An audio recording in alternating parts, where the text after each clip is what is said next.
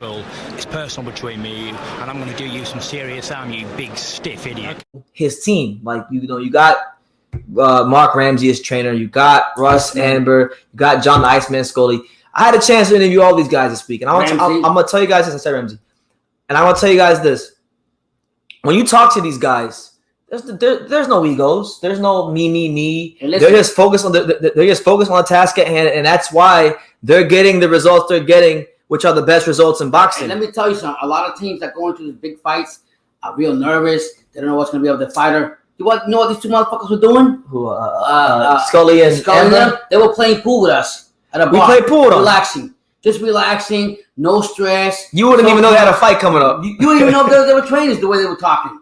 Just laid back, having fun with us and everything. Because I'll tell you guys a story. So, and I'll go back at full screen for this one. I'll tell you guys a story. So me and Pops, right? I was trying to get my interview with John the Iceman Scully, right? So I hit him up. I'm like, "Yo, John, I'm in the area. You want to do the interview, whatever, right?" So he's like, "Yeah, well, let's do the interview." So he invites me and my dad to this pool hall out in Manhattan, and so we go to the pool hall, and there's Don Scully and Russ Amber just shooting billiards, shooting pool, and then they asked us to play. We played like 3 or 4 games. Russ Amber is like a ridiculously great pool player. And he's also the one that created rival boxing gloves. We know that, yeah. He's one that created rival boxing gloves. But this guy's a ridiculous pool player. Oh, my God. It was me and John the Iceman Scully versus my dad and Russ Amber.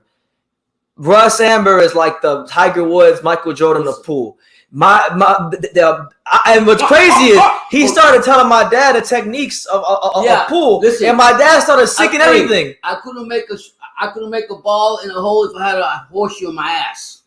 That's how good he was. Yeah, he's very competitive, and intensity was crazy. So that shows crazy. But by their demeanor, they already believe in their fighter, their calmness, and everything before the storm. You just knew that they're so confident in the fight, and a lot of it, Brendan, believe it or not, it's not just the fighting being mental. It's about your team. And if you notice that after the interview, Beterbiev, he gave his credit to his team and everything. And the funny part, they have a really good sense of humor with themselves. What did Beterbiev says? I'm just trying to be a good fighter. Listen, he's on the road. He won 3 belts, cool, but he's just trying to become a good boxer. He's on the road to becoming a good boxer. And you know what? It's funny that he's saying that, but I actually took something from Beterbiev, right? I think all men should look at Artur Beterbiev and the humility that he has and try to put some of that into their own lives, because it's like, this guy is a motherfucking killer. He's an ice cold killer. He can box you and beat you up. He can beat you and box you up. The guy is a great fighter. Three belts, 18 for 18, 100% knockout ratio. This guy has every reason in the world to be stuck up, rah. Big dickhead when you ask him.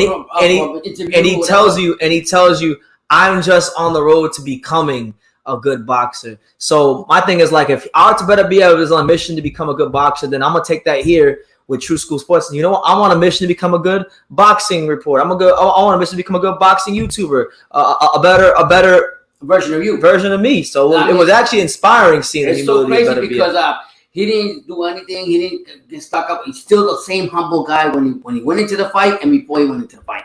But I knew something was not. I knew something was. He was really into the fight when he walked into the ring, and the motherfucker still, doing his exercise and everything. I said, Brandon, this guy's not even standing still in the corner. This ain't gonna be no joke. He was actually doing stretches while he's still coming out the fight interview. It was the most humbling guy that I ever met. And people could bash this and say this and they slow and all this stuff, but there was a reason why Dr. Nello didn't fight him. I was trying to go without bringing up his name. I'm sorry. I just had to put. I didn't mean it in a bad way, but I'm just. I know what you mean. All right. Blacklight says Beterbiev versus Bivol as the ultimate style clash for real, 50-50. Listen, I just put a tweet out and I said this on Twitter recently. By the way, if you're on Twitter, at True School Sports on Twitter. But listen, I just said, look, if you give me the option, all right, if I can put Crawford versus Spence in a fucking trash can and you just give me Beterbiev and Bivol instead, then I'm okay with it. Give me that fight, because I think it's a more competitive fight, and I think it's one of the most competitive fights in boxing. 2 great fighters. It's crazy to me that people are still sleeping on Beterbiev after that performance. I mean, listen, if you're sleeping on Beterbiev after a performance like that, then boxing is the sport for you. You shouldn't be following it. I don't want to see Yarde versus Beterbiev. It won't last 6 rounds. I really don't either, but I'm gonna tell you this. To make it more exciting for myself, I'm gonna go to the UK. Yeah, because it'd be a good fight to be at in the UK. Let's see how Anthony Yarde can answer, if he can answer the bell in any way, shape, or form. And let's see if Beterbiev can go 19 for 19. I mean, he's saying Yarde was coming out saying I heard a couple headlines that Beterbiev was slow. We'll get to that. We'll get to that. Okay. But he was, Yarde was saying he was slow. Tycho TV was good, champ. Salute to BT. Salute to you, Tycho. Good to see you, champ. For real, Bud versus Spence is going to be easy work for Bud. Exactly. And then you already know what's going to happen. They're going to say, car crash. You know, but that's just me. We'll see. Beterbiev versus Bivol overtakes Spence and Carver as the best fight in the sport of boxing. I mean, to be honest with you, it's not even just Bivol versus Beterbiev. I think Zotto versus Bivol is also a better fight than Carver versus Spence. But I thought that since December. I thought like last year. For a minute.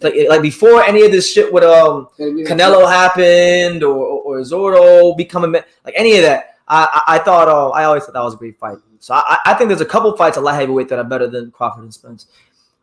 He and Bivol are so humble. It's embarrassing for shitty boxers that are hyped like. Yeah, I mean, I'm not going to talk too much about that guy because this isn't about him and he's not in this weight class. And he already got exposed by Bivol. But yeah, it's just refreshing, right? It's refreshing when you get guys like Beterbiev, Bivol, guys that are truly humble, guys that are like the best at what they do in the sport, but they're the most humble. And it's, it's a recurring thing we see in boxing. Romo Gonzalez, same way. Vander Holyfield, same way. Yeah, the sad part, they don't get enough credit, to be honest. In my opinion, I have a saying, and the saying is it's not my saying, but it's a saying that I like is the cream always rises to the top. Right. So maybe it might take people a little longer to catch on the guys who are humble and don't speak much, but they eventually always catch on. When the books are closed in their career, you will always have to recognize those fighters as great fighters, yes, all-time great. How they carry themselves, also. Yeah. So big. Dondada says, I like Beterbiev versus Yarde. It's a guaranteed knockout. It is a guaranteed knockout, and you're gonna get a younger, more athletic, hungry fighter. Yarde's coming in with a lot of confidence after that dominant performance against Lyndon Arthur in the rematch.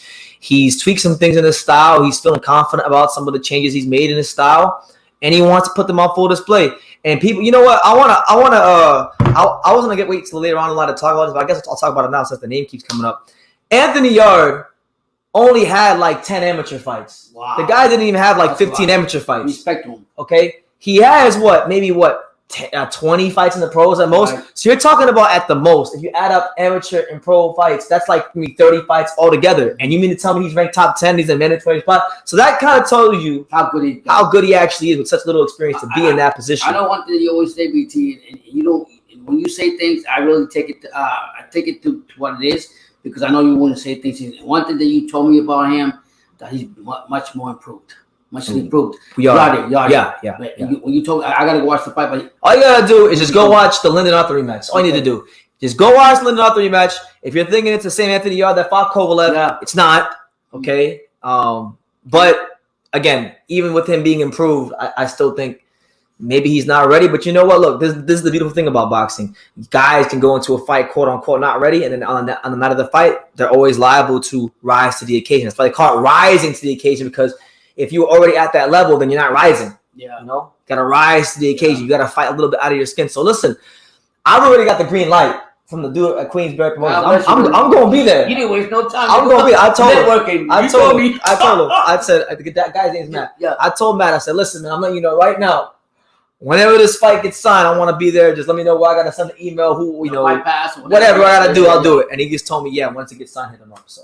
Yeah. Wow, so God bless you, man. Two supposed to the UK. Going to the UK in October. In fact, if you guys don't see me at no fights in August, September, or July, you know why. I'm saving up. Thank you for watching another video on True School Sports, the home of boxing. If you made it this far, do me a favor and do yourself a damn favor. Hit that subscribe button, and surely you will not be disappointed. True School Sports bringing you the latest and greatest, the untouchable, boxing content, interviews, news videos, breakdowns, live fight reaction extravaganza. We've got a great community of people here, boxing fans all over the world, from America to the UK to Australia and on and on and on. So join the empire today. Hit that subscribe button. Take care and God.